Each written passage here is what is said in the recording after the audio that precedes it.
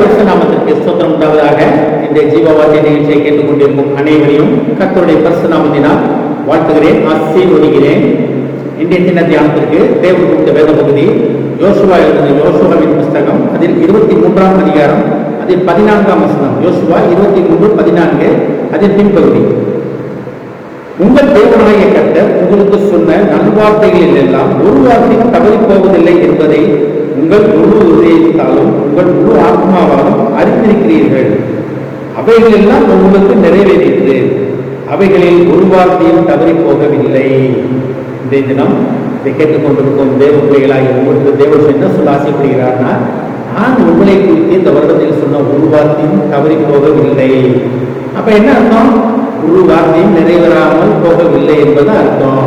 ஒருவேளை நினைக்கிறீங்களா, இல்லையே, எனக்கு தேவன் சொன்ன வார்த்தை இந்த வருடத்தில் நான் சொன்ன தேவன் கொடுத்தார், வாக்கு கொடுத்தார், தேவன் எனக்காக சொன்னார், அநேக காரியங்கள் சொன்னார், இன்னும் நடக்கலையா? அதுல பாதிதான் நம்மளுக்கு பாதி நடக்கலன்னு நினைக்கிறீங்களா? இன்னும் நாட்கள் இருக்கிறது. இந்த வருடத்தின் முடிவுக்குள்ளாக சகலத்தையும் தேவன் நேர்த்தியாக செய்து முடிக்கிற தேவன் உங்களுக்குள் வாசம் பண்ணுகிறார், உங்களுக்குள்ளே வாசம் பண்ணுகிறார். ஆனால் தான் யோசுவா காலத்துல தேவன் வெளியே இருந்தாரு. நம்ம புதிய ஏற்பாட்டின் காலத்துல இயேசுவின் ரத்தம் நம்ம மேல தெளிக்கப்பட்ட நேரத்துல இருந்து இயேசுவானவர், பிதாவானவர் நமக்குள்ளே வாசம் பண்ணுகிறார். நம்மளே இந்த ஆலயம் அப்படியே நம்ம படிக்கிறோம். நம்ம அப்ப இப்பேற்பட்ட பாக்கியப்பட்ட சந்ததி பாருங்களேங்க. இந்த வசனம் என்ன அழகா சொல்லுகிறார் பாருங்க. யோசுவா அவர் கடைசி காலத்துல சொல்றாரு.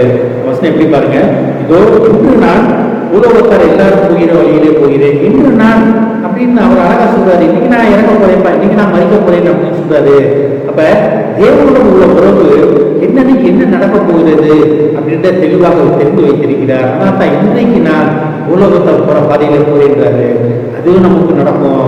தேவன் நமக்கு சொன்னதை செய்யும் மூலம், அதாவது உனக்கு சொன்னதை நான் செய்யும் மூலம் உன்னை கைவிட மாட்டேன்னு சொன்ன தேவன் அழகா சொல்றாரு பாருங்க.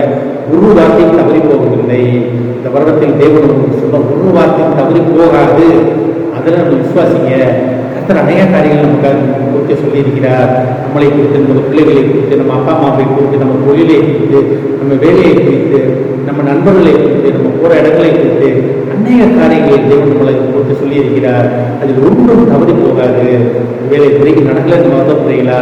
அன்றைய தினம் அன்னைக்கும் நடக்கும் நேரம் இது. இந்த ஓய்வு நாள் இருக்கு. தேவன் அழகா சொல்றாரு பாருங்க.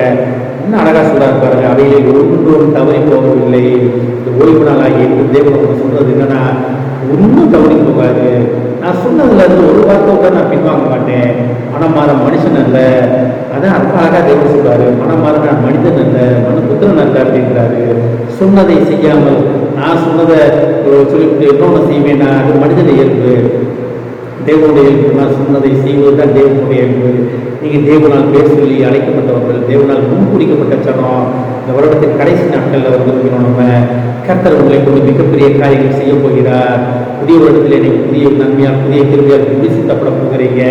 ஆனால் தான் சொல்றாரு, இந்த வருடத்தில் தேவன் உங்களுக்கு சொன்ன நல்வார்த்தை ஒன்றும் தவறி போகாது, ஒன்றும் தவறி போகாது. அதை நீங்க விசுவாசிங்க. ஆண்டவரே, எனக்கு நீங்க சொன்ன வார்த்தையில நிறைவேற்றுங்க ஆண்டவரே. நீங்க தானே ஆண்டவரே சொன்னீங்க, நான் மனிதனை நம்பவில்லை ஆண்டவரே, உங்களை தானே நம்பி இருக்கிறேன். நான் எனக்கு நீங்க செய்யுங்க ஆண்டவரே. ஒரு வார்த்தையை எனக்கு தவறி போகக்கூடாது ஆண்டவரே. நீங்க சொன்னதை நான் நம்புறேன் ஆண்டவரே. நீங்க சொன்ன வார்த்தையை நான் விசுவாசிக்கிறேன் ஆண்டவரே அப்படின்னு கேளுங்க. எந்த பிரச்சனையா இருந்தாலும் பரவாயில்ல, என்ன காரியங்களா இருந்தாலும் பரவாயில்ல, தேவன் உங்களுக்கு சொன்னிய வார்த்தைகள் ஒன்றும் குறைவு கூடாது. தேவ சமூகத்தில் காத்திருந்து தேவன் சொன்ன நல்ல வார்த்தைகளை பெற்றுக்கொள்வதற்காக, அதை பெற்றுக்கொண்டு அதை அனுபவிப்பதற்காக, அதை பயன்படுத்துவதற்காக கர்த்தர் உங்களை அழைக்கிறார். இந்த வசனத்தை நான் மறுபடியும் படிக்கிறேன் பாருங்க. என்ன அழகா இருப்பாங்க. உங்கள் தேவனாகிய கர்த்தர் உங்களுக்கு சொன்ன நல்வார்த்தைகள் எல்லாம் ஒரு வார்த்தையும் தவறி போவதில்லை என்பதை உங்கள் முழு இதயத்தாலும் உங்கள் முழு ஆத்மாவிலும் அறிந்திருக்கிறீர்கள். அப்ப அடுத்து பாருங்க, அவைகள் எல்லாம் உங்களுக்கு நிறைவேறிற்று, அவைகளில் ஒரு வார்த்தையும் தவறி போவதில்லை. தேவன் இந்த வருடத்தின் ஆரம்பத்தில் உங்களுக்கு சொன்ன ஒரு வார்த்தையும் தவறி போக விடாத தேவன். சொன்னதை செய்யும் போது உன்னை கைவிட மாட்டேன் என்று தேவனை கூட நோக்கி சொல்லுகிறார். ஆமென். ஜெபிப்போம். எங்களை அதிகமடை அன்பை பரலோகிதாவே, கர்த்தாவே, நீ சொன்ன ஒரு வார்த்தையும் தவறி போகாது. நீ சொன்ன எல்லா வார்த்தையும் நிறைவேறும் என்பதை நாங்கள் அறிந்து கொள்ள மாட்டோம். ஒருவேளை நிறைவேறவில்லை என்று ஏக்கத்துடன் இருக்கும் பிள்ளைகளை உங்களுக்கு தெரியும். அம்மா, நீர் அவர்களுக்கு சொன்ன வார்த்தையிலே நீர் நிறைவேற்றுவேன் என்று அவர்களுக்கு இன்றைய தினம் வாக்கு கொடுப்பதற்காக நன்றியாக. நீர் வாக்கு கொடுத்தால் வாக்கு மாறாதவர்களாக. நீ சொன்னதை செய்யும் அளவும் எங்களை கைவிட மாட்டேன் என்று சொன்ன மகா தெய்வீக நன்றி ஆண்டவர். அநேக காரியங்களுக்காக உண்மை நோக்கி பார்த்து கொண்டிருக்கலாம் ஆண்டவரே. ஏஸ்தாப்பை பார்த்து கொண்டிருக்கிறார்கள் ஆண்டவரே. அனைத்து காரியங்களும் நீ சொன்ன காரியங்களை விசுவாசித்து ஒப்பந்தத்தில் கேட்டுக்கொண்டிருக்கிறார் ஆண்டவரே.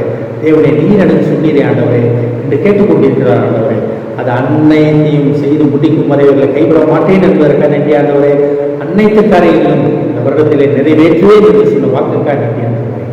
கேட்டுக்கொண்டிருக்கும் ஒவ்வொரு குடும்பத்தையும் ஆசீர்வதிக்கிறோம் ஆண்டவரே. குடும்பத்தில் ஒவ்வொருவரையும் நீர் பேசுவதை அழைத்திருக்கிற ஆண்டவரே. ஒவ்வொருவர் மேலும் ஒவ்வொரு காரியங்களை வைத்திருக்கிறார்.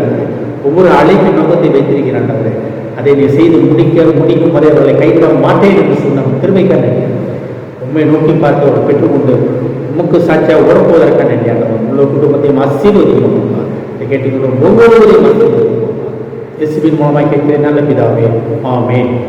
கர்த்தர் உங்களை ஆசீர்வதிப்பாராக.